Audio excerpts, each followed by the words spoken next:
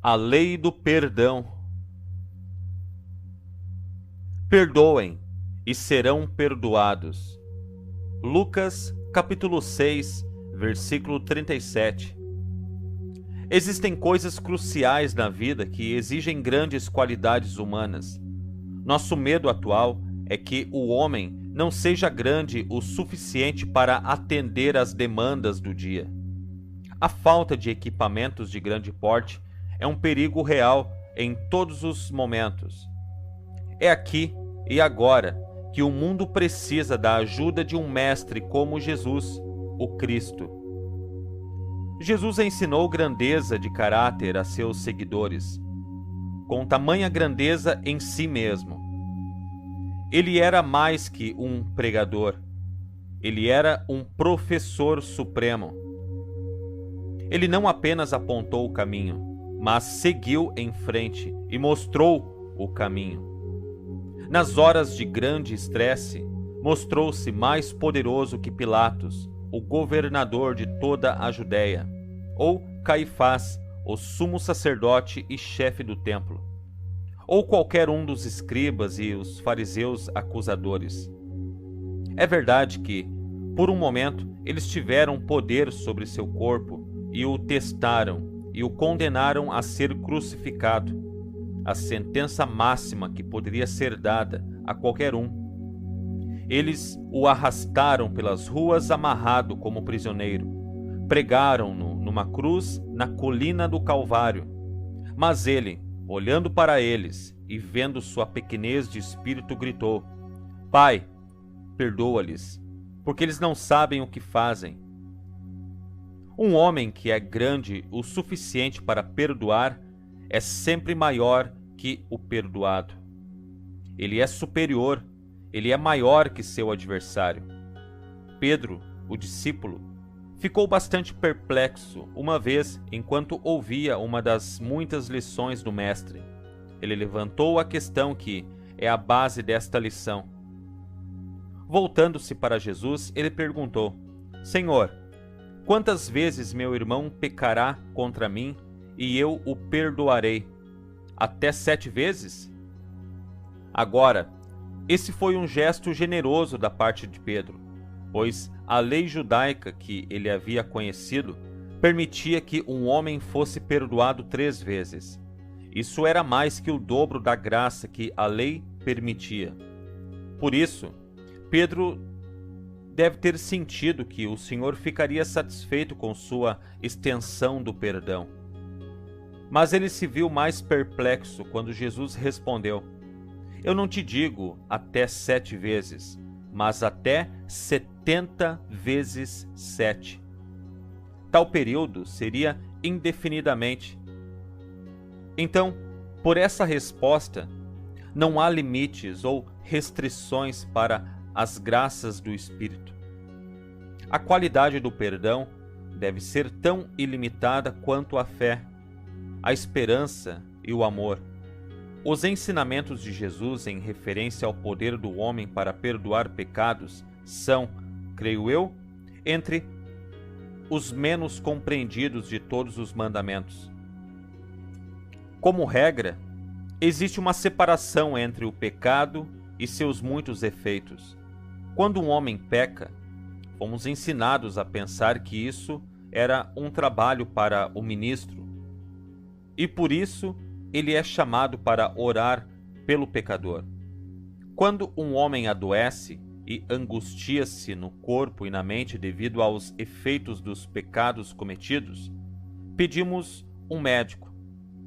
O médico, por sua vez, se esforça para tratar ou consertar o corpo e deter o sofrimento. Isto, na melhor das hipóteses, sabemos que é apenas uma medida temporária, pois nenhuma cura real ou cura permanente pode ser efetuada até que o médico e o ministro trabalhem juntos. Jesus foi o médico e mestre que lidou com o pecado e a doença em conjunto. Quando eles trouxeram um homem para ele que estava doente com paralisia, Jesus falou em perdoar os pecados do homem para curá-lo. As pessoas que se reuniram ao redor e o ouviram falar questionaram suas ações. Eles disseram: quem é este que fala blasfêmias? Quem pode perdoar pecados? Somente Deus? Eles não entenderam como ele poderia considerar o pecado como causa de paralisia. Mas há alguns que ainda não avançaram hoje e que ainda querem acreditar que tal doença é causada por um distúrbio físico ou orgânico, em vez de aceitar a possibilidade de ser uma frouxidão mental ou espiritual. Jesus ensinou claramente que, se você perdoar o pecado, o efeito de tal ato de perdão se absorverá com ideias naturais e saudáveis, da mesma forma que o mais escuro momento da noite é absorvido pelo alvorecer da luz. A escuridão desaparece e a luz do dia brilha sobre todos. Quando ideias saudáveis e naturais preenchem a mente, o corpo assume uma condição semelhante. Assim, nossos homens e mulheres progressistas que estão se voltando para um campo mais amplo de estudo e estão realizando curas através de processos mentais e espirituais, não estão nos dando nada criado recentemente. Eles estão apenas alcançando os fatos de todos os santos, sábios, avatares e mestres, bem como dos cientistas mais brilhantes de nossos dias. Jesus ensinou que o lugar de origem de todo ato estava na mente. Ele disse, em resumo, que onde há luxúria no coração, há um pecado. Embora o ato nunca possa ser cometido, em outro lugar ele fala da origem do pecado estar na mente antes de o ato ser cometido. Pois de dentro, disse ele, do coração do homem procede os maus pensamentos, adultérios, assassinatos, roubos, engano, blasfêmia, orgulho e loucura. Todas estas coisas más vêm de dentro e elas contaminam o homem. Os cientistas aceitam a verdade de que o corpo do homem é movido pela mente, que todo o seu funcionamento é governado por um pensamento dominante, seja esse pensamento subjetivo ou objetivo, seja consciente ou inconsciente. Aqueles que estudam os processos mentais descobrem que todas as condições do corpo são criadas ou causadas pela mente. Sabe-se que a criação em toda e qualquer forma é governada por e sujeita a uma lei. Assim, quando alguém usa de forma incorreta, inverte ou viola uma lei, esse erro é chamado de pecado. Um pecado é um erro, um mal entendido, é um erro de julgamento. Um erro está faltando ou desobedecendo a lei, seja essa lei mecânica ou espiritual. Correção é o único método de ajuste ou de apaziguar a lei. Assim, arrependimento e perdão são os únicos meios disponíveis para alterar e corrigir o erro. Eles são o único meio de libertar o homem de sofrer as consequências dolorosas de um erro. Eles são o único meio que lhe permitirá estar em harmonia ou em harmonia com a lei. Perdão do pecado significa que devemos perdoar, abandonar e esquecer esse pensamento, pessoa ou condição que motivou o pecado. Significa abandonar ou deixar ir aquilo que você não deve fazer. Abandonar ou liberar os pensamentos ou ideias erradas é ser absolvido e libertado de seus efeitos pecaminosos. O perdão é o primeiro requisito que permite ao homem estar em harmonia com a lei do seu ser. Quem pode dizer o que é essa lei? Podemos perguntar: qualquer um que estuda o homem como um ser mental e físico pode conhecer a lei. Se ele tentasse aprender a lei estudando as ações físicas e os resultados do pecado sozinho, isso levaria a lugar nenhum. Ele estaria correndo em círculos, e isso seria inútil e fútil. Se ele for mais a fundo e estudar as causas e aquilo que motivou o pecado, ele obterá resultados. Ele deve analisar o caso e procurar por algum choque ou condição oculta e esquecida que teria causado a doença. Então, a menos que esse pensamento abrigado seja arrancado da mente inconsciente ou da memória, essa condição continuará a aparecer de novo e de novo, apesar de todos os remédios superficiais que podem ser aplicados para deter a dor. Como ervas daninhas em seu jardim, se você for cortá-las toda vez que aparecerem diante de seus olhos, elas podem ser cortadas por um tempo, mas, como não foram arrancadas pelas raízes, elas brotarão novamente. As ervas daninhas devem ser retiradas completamente para serem destruídas e removidas permanentemente. Um médico notável, falando diante de um grupo de outros médicos sobre este mesmo assunto de pensamento, sendo a fonte da doença, foi registrado como tendo dito em suas observações finais: tumores anormais e cânceres são devidos a um longo período de tristeza e ansiedade reprimidas. Outra maneira de dizer que tais doenças são devidas a muitos pensamentos pecaminosos que são engarrafados e suprimidos em nossas mentes. Se este estado é tão destrutivo, pode ser sábio para nós investigarmos a nós mesmos e observar o efeito que nossas emoções exercem sobre o organismo físico.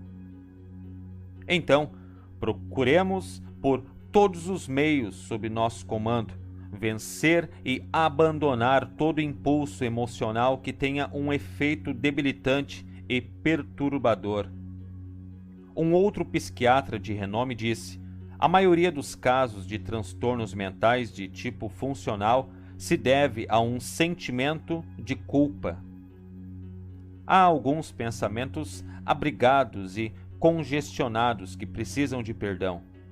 Normalmente, uma mente doente teme libertá-los ou perdoá-los. Isso é natural, pois se fossem capazes de liberar e perdoar os pensamentos temerosos, não mais ficariam doentes. O professor Gates, do Laboratório de Psicologia de Washington, D.C., em um experimento testando as emoções e as reações do corpo, encontrou alguns resultados interessantes. Ele encontrou cerca de 40 emoções ruins e muitas outras que foram boas. De todas as emoções ruins, ele disse que a reação de culpa era a pior. Esta dedução foi obtida por uma análise química da transpiração retirada do corpo. Uma pequena quantidade de transpiração foi tirada de cada reação emocional e testada. A emoção ruim mostrou um forte teste de ácido. Agora, se você colocar um pouco de ácido na sua carne, você sabe o que vai acontecer. O ácido vai queimar, e se continuar a queimar, será doloroso e destruirá o próprio tecido da sua carne. É apenas uma reação química que está afetando o tecido e o organismo do corpo quando esses pensamentos destruidores são permitidos dentro e geram um veneno que enfraquece e eventualmente destrói o corpo. Um médico sábio um dia teve um interlocutor que, como ele disse, tinha ido à roda dos médicos e sanatórios. Mas, com tudo isso, ainda não havia sido curado. Na verdade, ele estava piorando e, além da doença original, ele tinha uma condição crescente de melancolia e com tendência suicida. O médico, sabendo que ele tinha ido à ronda e tinha tido cuidados médicos, decidiu abordar o caso de um ângulo mental. Ele questionou e estudou cada resposta com cuidado. Depois de um tempo, ele ganhou a confiança de seu paciente. e aprendeu a verdadeira causa secreta de sua longa doença. Muitos anos antes, esse homem e seu irmão eram parceiros de negócios, e o homem se apropriou e perdeu algum dinheiro que por direito pertencia a seu irmão. Foi usado de tal maneira que seu irmão não poderia ter descoberto isso, mesmo se ele tivesse investigado. Mais tarde, eles cortaram as conexões de negócios e ele se aposentou desse trabalho. Mas, como ele disse, ele nunca poderia se perdoar por aceitar o dinheiro. Ele queria devolvê-lo, mas não pôde fazê-lo sem que o irmão soubesse a verdade. Ele disse que não era o medo da punição legal que o atormentava tanto, mas a possível perda do afeto de seu irmão. Eles sempre foram inseparáveis e dedicados. Foi por essa razão que ele temia confessar sua culpa e fazer as pazes da maneira que podia. O médico explicou que a coisa a fazer era aliviar essa pressão oculta. A única maneira de fazê-lo era chamar seu irmão e fazer um exame limpo de todo o caso. O paciente foi para casa pensar nisso. 3 dias depois, ele ligou para o médico, afirmando que passara 3 dias terríveis e noites sem dormir, lutando consigo mesmo, e decidira visitar seu irmão. Ele estava em tal estado mental que ele sabia que o tratamento de seu irmão, uma vez que ele soubesse que ele era um ladrão, não poderia ser pior do que a miséria que ele estava sofrendo. Contou ao irmão a história. E, para sua surpresa, o irmão jogou os braços em volta dele e se alegrou com ele, dizendo que estava limpo de sua mente. Foi uma época alegre para eles, pois aquela nuvem, a única nuvem em suas vidas, havia desaparecido. Os céus estavam limpos de novo, e a restauração da saúde do paciente era milagrosa para aqueles que não entendiam o que havia sido removido. Através do arrependimento e do perdão, o homem foi capaz de fazer como Jesus havia ordenado à mulher que ele foi chamado para julgar. Vai, e não pequeis mais.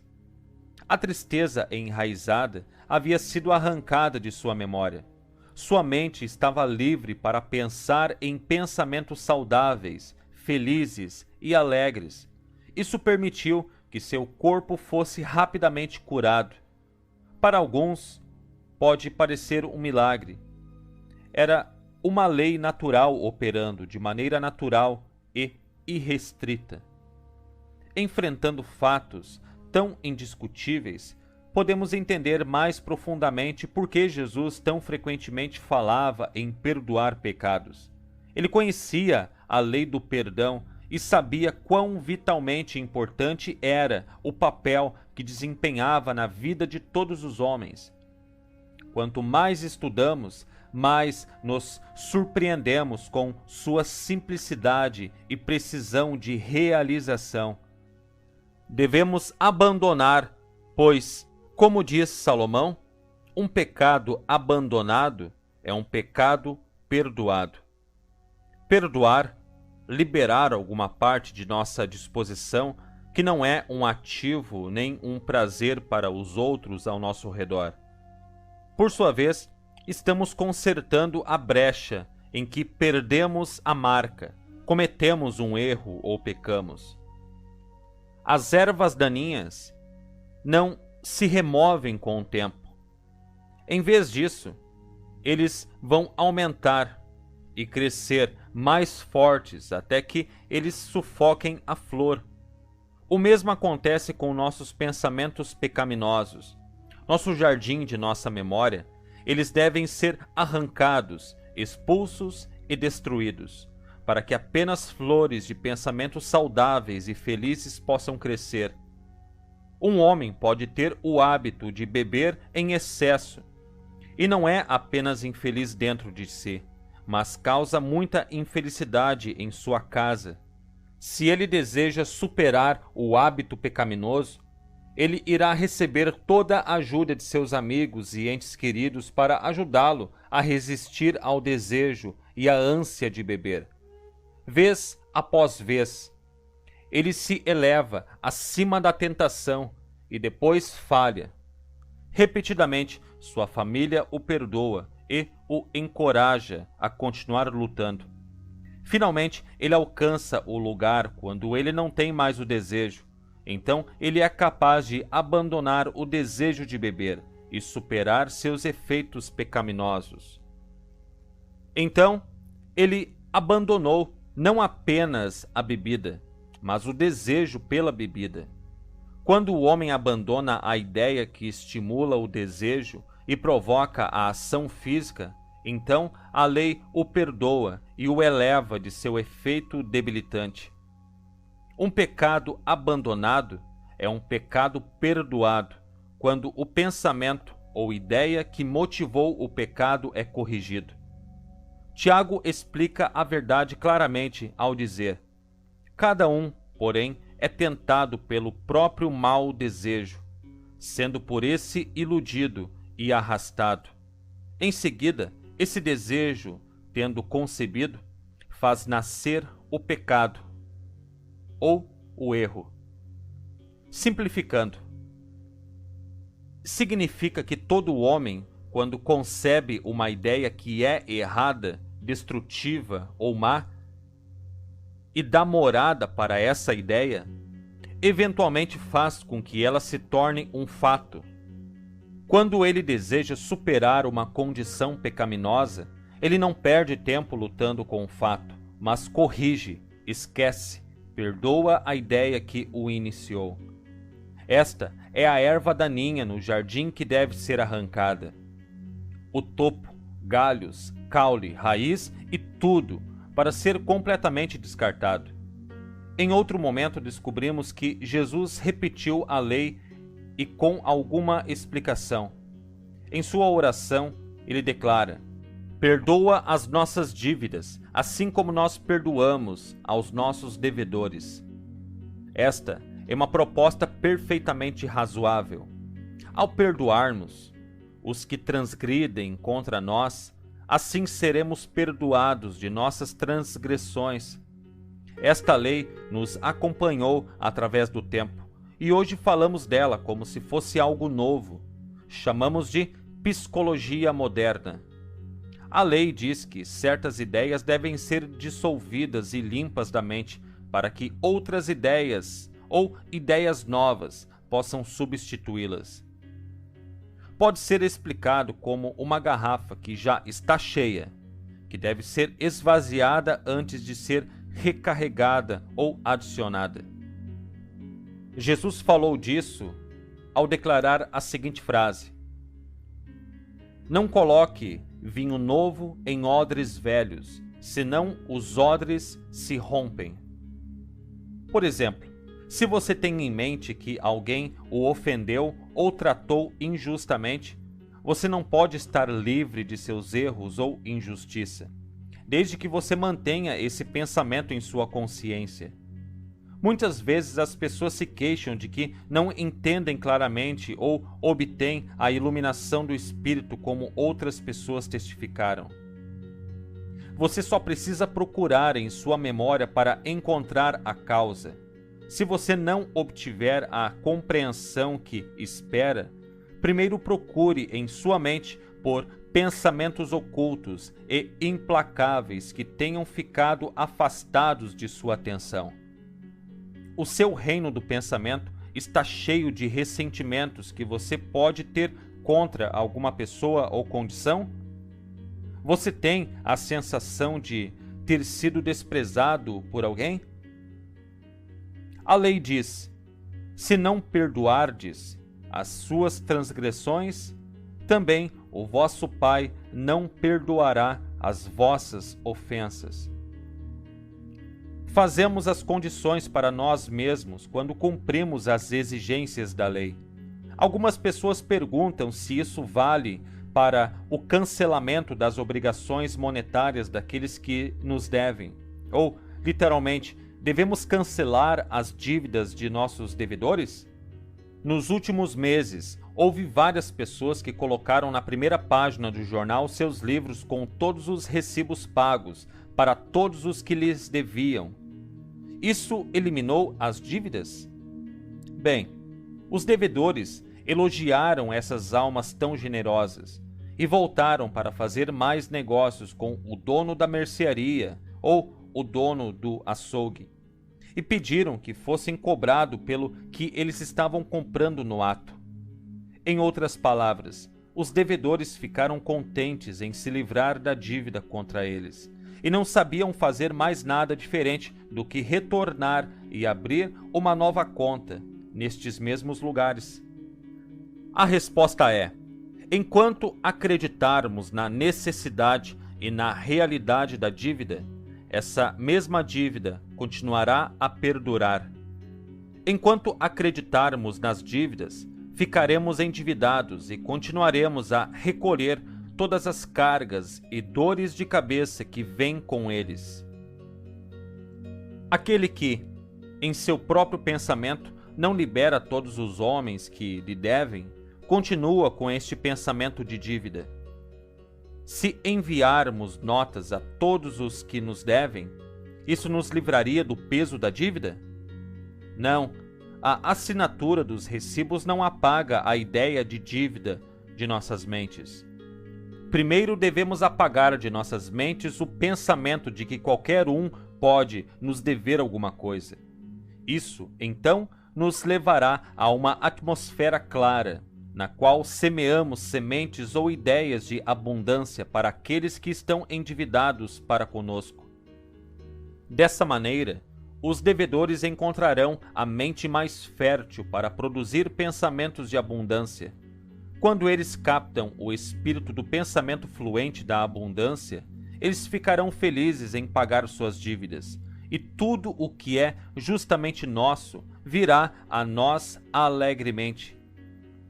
Em outras palavras, quando libertarmos nossas mentes de todos os pensamentos de dívidas e tentamos perceber mais e mais a presença de abundância, em breve seremos fortes o suficiente para alcançar e realizar abundância para nossos devedores. Ao serem levantados dos pensamentos de limitação e falta, atrairão cada vez mais substância com a qual podem pagar suas contas. Desta forma, e somente desta maneira, as dívidas podem ser permanentemente canceladas, através da aplicação da lei do perdão. Ambas as partes envolvidas serão elevadas de uma consciência de dívida limitada para uma consciência de prosperidade e abundância ilimitada. Todos devem, em algum momento, trilhar o caminho do perdão. Nós devemos aprender a viver esta lei. Deve ser importante, pois o Mestre ensinou que não havia esperança de perdão para o implacável. Apenas como nós perdoamos, somos perdoados. Temos que fazer o primeiro esforço. Nossa disposição deve abrir o caminho para o nosso perdão. Não nos atrevemos a pedir mais da lei do que podemos nos estender a nós mesmos ou aos nossos irmãos. A menos que provemos esta lei vivendo-a, não podemos esperar ganhar a grandeza de caráter que a vida requer. Enquanto refletimos sobre todo esse pensamento, podemos nos perguntar se o Mestre estava ansioso pela parte essencial que o perdão deve desempenhar na ordem dos eventos mundiais hoje em dia. A verdade corre profundamente na vida cotidiana. Quando nos lembramos das rivalidades que prevalecem em quase todas as lojas e escritórios, quando vemos os ciúmes que dividem a vizinhança, quando observamos e sentimos a inveja ao mesmo tempo educacional e profissional, quando temos conflitos e discórdias em nossas próprias casas, se não podemos perdoar, podemos saber que temos uma pequena parte da alma intocada pelos ensinamentos do Mestre. Estes são nossos testes diários, pois é na escola do perdão que as lições da vida são aprendidas. Perdoar. Esse pequeno delito de ontem, por que deveria estragar o hoje? A coisa que ele disse, a coisa que você fez, já passou há muito tempo, pois ontem foi apenas um julgamento. Hoje você terá sucesso. E dos erros de ontem virá algum ato nobre. Perdoe sua negligência. Não condene o passado, pois se foi com seus erros e suas memórias não podem durar. Esqueça os fracassos e os erros de tal experiência, porque você deveria deixar sua cabeça curvada? Levante o seu coração e os seus olhos.